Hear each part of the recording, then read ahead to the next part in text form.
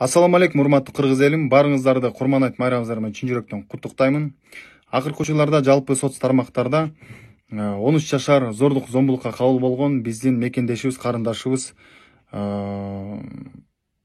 тууралуу көп резонанс пайда болуп жатат.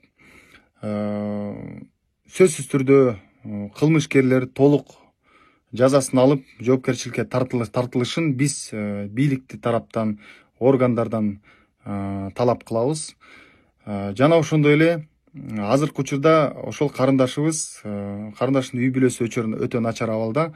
Өзүңүздөр билесиздер, атасы мигрант болуп Россияда иштейт экен, жакында келиптир. Апасы болсо бир аз сыркы болуп ооруйт экен.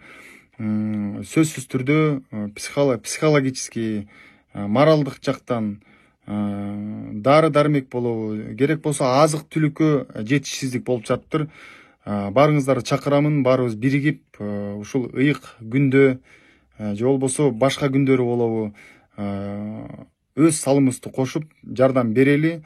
Жана ошондой эле мындай нерселерге кайдыгер карабастан, эмкиде мындай нерселер болбосун Кудайдан тиленебиз. Бирок ушундай нерселер болуп атканда сөзсүз түрдө биз дагы чогуу биригип мындай нерсеге жол бербешибиз керек. Канчалык көбүрөөк эскертип, канчалык резонанс болуп, канчалык бийлик тараптан чечкиндүү кадамдар болсо, эч убакта мындай нерселер кайталанбайт деген толук ишенич бар.